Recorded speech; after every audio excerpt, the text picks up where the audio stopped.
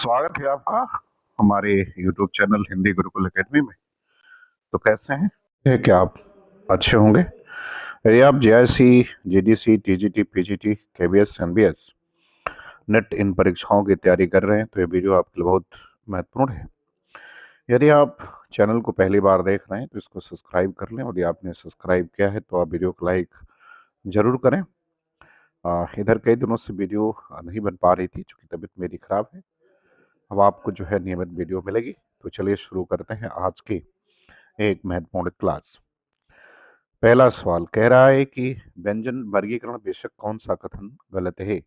ए करे म अनुनासिक ध्वनि है, बी करे ड़ उक्षिप्त ध्वनि है, सी करे र लोड़ित ध्वनि है, और डी ल पार्श्विक ध्वनि है। तो आपको ये बताना है कि व्यंजन वर्गीकरण बेशक इसमें से कौन सा कथन जो है वो गलत है। तो विकल्प सी जो है ये गलत है। र लोड़ित नहीं बल्कि ल र जो है वो एक लुंठित ध्वनि है। दूसरे इस सवाल पर आते हैं। दूसरा कहते हैं प्रयोगवाद के संदर्भ में कौन सा कथन असत्य है। ए प्रयोगवादी कविता हराशोन्मुख मध्यवर्गीय समाज के जीवन का चित्र है। बी प्रयोगवादी कविता यथार्थवादी है। सी कह रहा है कि प्रयोगवादी कविता में भावुकता की प्रधानता है, और डी कह रहा है कि गिरिजा कुमार माथुर प्रयोगवादी कवि हैं। तो आपको ये बताना कि कौन सा कथन जो है इसमें वो असत्य है, ये बताना है। तो असत्य कथन विकल्प सी है। प्रयोगवादी कविता भावुकता नहीं है बल्कि प्रयोगवादी कविता जो है वो बौद्धिकता की प्रधानता है इसमें। चलिए बात करते हैं सवाल नंबर तीसरे की। कह रहे हैं कि यह कथन किस नाटक का है। यह नाटक वस्तुतः महेंद्रनाथ के जीवन की प्रतिछाया ही है। वह बेरोजगार है, बेसहारा है, और निरर्थक होने का एहसास उसकी अंतश्चेतना में गहरे तक बस गया है। ए अंधायुक, बी बकरी, सी आधे अधूरे, और डी सिंदूर की होली। तो आपको बताना है कि ये किस नाटक से लिया गया है। तो ये आधे अधूरे नाटक का अंश है, और इसके लेखक मोहन राकेश हैं। चौथे सवाल पर आते हैं। चौथे सवाल में करें कि तमस उपन्यास में अंधेरा प्रतीक है। ए स्वतंत्रता पूर्व मानव की कुत्सित और स्वार्थी प्रवृत्ति का। बी कह रहे कि अंग्रेजों की विष भरी कूटनीति का।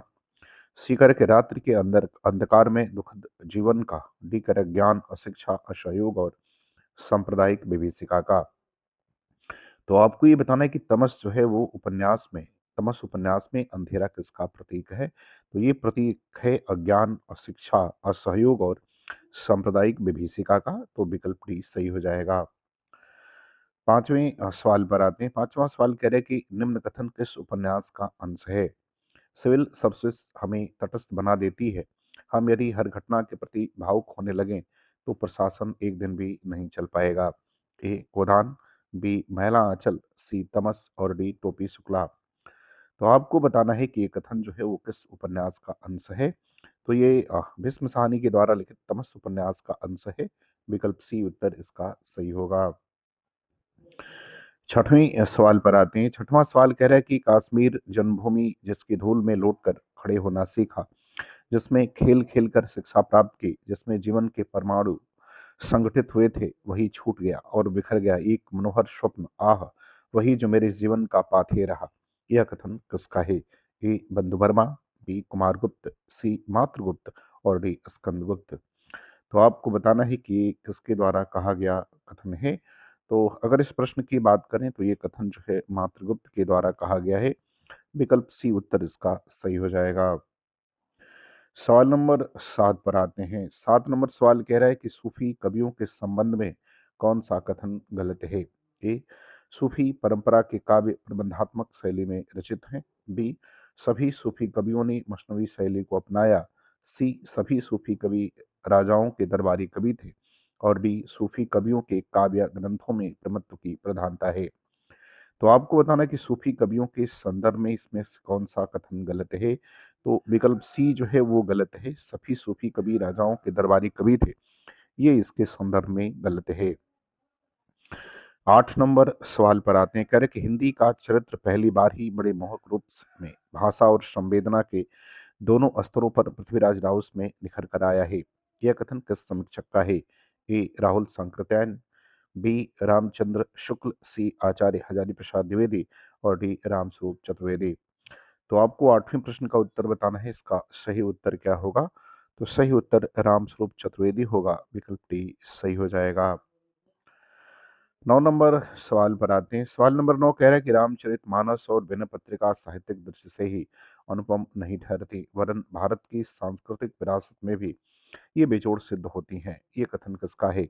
ए बाबू गुलाब राय, बी डॉक्टर नगेंद्र, सी आचार्य हजारी प्रसाद द्विवेदी और डी आचार्य रामचंद्र शुक्ल।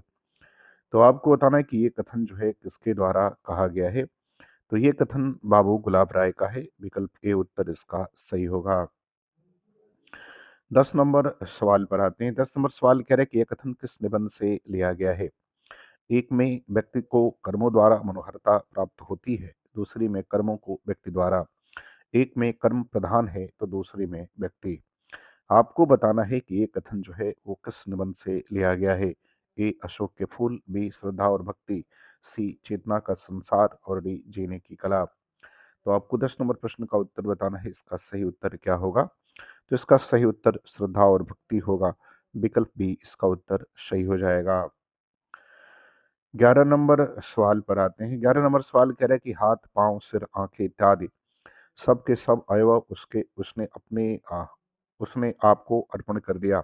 ये सब चीजें उसकी तो थी ही नहीं, ये तो ईश्वरीय पदार्थ थे। यह कथन किस निबंध से है? ए मजदूरी और प्रेम, बी कछुआ धर्म, सी अशोक के फूल और डी कह रहा है साहित्य की महत्ता। तो आपको बताना है कि ये कथन किस निबंध से लिया गया है। तो ये मजदूरी और प्रेम निबंध से लिया गया है, विकल्प ए उत्तर इसका सही होगा।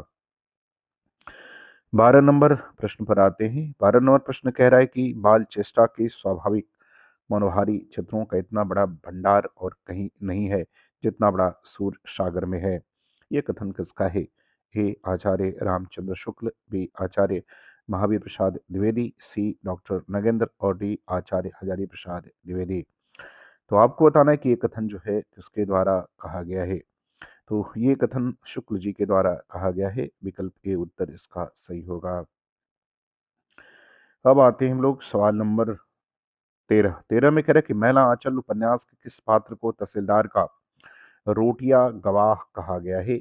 ये आपको बताना है। ए कालीचरण, बी बालदेव, सी सुमृत दास और डी राम कृपाल सिंह। तो महिला आंचल के संदर्भ में यह सवाल पूछा गया है। आपको बताना है कि किसे जो है रोटिया गवाह कहा गया है। तो रोटिया गवाह सुमृत दास को कहा गया है, विकल्प सी इसका उत्तर क्या है वो सही हो जाएगा। सवाल नंबर 14 पर आते हैं। 14 नंबर सवाल में कह रहा है कि अज्ञे की रोज कहानी किस अन्य नाम से जानी जाती है? ए पत्नी, बी शरणदाता, सी गैंग्रीन और डी कह रहा है कि कवि प्रिया। तो आपको बताना है कि अज्ञे की रोज कहानी अन्य किस नाम से जानी जाती है। तो ये जानी जाती है गैंग्रीन नाम से, विकल्प सी उत्तर सही होगा। 15 नंबर सवाल पर आते हैं। कह रहा है कि अगर दोनों साधु होते तो उन्हें संतोष और धैर्य के लिए संयम और नियम की बिल्कुल जरूरत न होती। यह तो इनकी प्रवृत्ति थी, विचित्र जीवन था इनका। उपयुक्त कथन किस कहानी से उद्धृत है? ए ममता, बी कफन, सी रोज और डी परिंदे। तो आपको बताना है कि ये किस कहानी से लिया गया है। तो ये आपकी कफन कहानी से लिया गया है, विकल्प बी इसका उत्तर सही होगा। कहानी मुंशी प्रेमचंद के द्वारा लिखित है। बात करते हैं सवाल नंबर 16 की। 16 नंबर सवाल में कह रहा है कि परिंदे कहानी से नई कहानी की शुरुआत मानने वाले समीक्षक हैं। ए राजेंद्र यादव, बी आचार्य रामचंद्र शुक्ल, सी नामवर सिंह और डी डॉक्टर नगेंद्र। तो आपको 16 नंबर प्रश्न का उत्तर बताना है, इसका सही उत्तर क्या होगा। तो इसका सही उत्तर नामवर सिंह हो जाएगा, विकल्प सी। 17 नंबर सवाल पर आते हैं। कह रहे दूर से दबी दबी सी सुनाई देने वाली गड़गड़ाहट पास जाने पर कर्णभेदी घोष में बदल गई। यहाँ का तांडव देखते ही बनता है, चट्टानों पर मानो हजारों मुसल बरस रहे हैं। विभिन्न पंक्तियां किस कृति से उद्धृत हैं? ए अतीत के चलचित्र, बी लद्दाख की यात्रा, सी स्मृति की रेखाएं और डी सौंदर्य की नदी नर्मदा। तो आपको बताना है कि ये पंक्ति जो है वो किस कृति से ली गई है। तो ये ली गई है सौंदर्य की नदी नर्मदा से, विकल्प डी जो है इसका उत्तर सही हो जाएगा और इसके लेखक अमृतलाल बेगड़ हैं। 18 नंबर सवाल पर आते हैं। कह रहा है कि सौंदर्य की नदी नर्मदा यात्रा वृत्तांत का अंतिम पड़ाव है। ये कह रहा है कि मीठी तलाई से कोलियाद, बी कबीरबड़ से बिमलेश्वर, सी कोलियाद से भरूच और डी केलिशेशूल पाणेश्वर। तो 18 नंबर प्रश्न का उत्तर बताना है कि इसका सही उत्तर क्या होगा।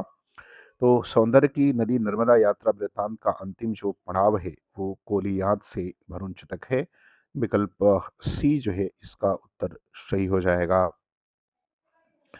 सवाल नंबर 19 पर आते हैं। 19 नंबर सवाल कह रहा है कि विक्रम की 7वीं शताब्दी से 11वीं तक भ्रंश की प्रधानता रही और फिर वह पुरानी हिंदी में परिणत हो गई। यह कथन किस विद्वान का है? ए सुनीति कुमार चटर्जी, बी चंद्रधर शर्मा गुलेरी, सी ग्रर्शन और डी धीरेन्द्र वर्मा। तो आपको 19 नंबर प्रश्न का सही उत्तर जो है वो क्या करना है, वो बताना है। इसका सही उत्तर क्या होगा? तो सही उत्तर विकल्प बी हो जाएगा, चंद्रधर शर्मा गुलेरी। 20 नंबर सवाल पर आते हैं। 20 नंबर सवाल में कह रहे हैं कि स्थापना, ये कह रहा है कि देवनागरी लिपि में जैसा बोला जाता है वैसा ही लिखा जाता है। तर्क कह रहा है क्योंकि इसमें प्रत्येक उच्चारित वर्ण ध्वनि के लिए निश्चित लिपि चिन्ह है और कोई भी अनुच्चारित अर्थात साइलेंट इसमें नहीं होता है। आपको बताना है गलत, ए गलत है, आर सही है। बी कह रहा है कि ए और आर दोनों सही है। सी कह रहा है कि ए सही है, आर गलत है और डी कह रहा है कि ए और आर दोनों गलत हैं। तो देखिए इसमें ए भी सही है और आर भी सही है, दोनों बातें सही हैं, इसलिए विकल्प बी इसका उत्तर क्या होगा, वो सही हो जाएगा। तो मुझे उम्मीद है कि ये वीडियो आपको पसंद आएगी, अच्छा लगे तो आप चैनल को सब्सक्राइब जरूर करें। पूरा वीडियो देखने के लिए आपका बहुत बहुत धन्यवाद।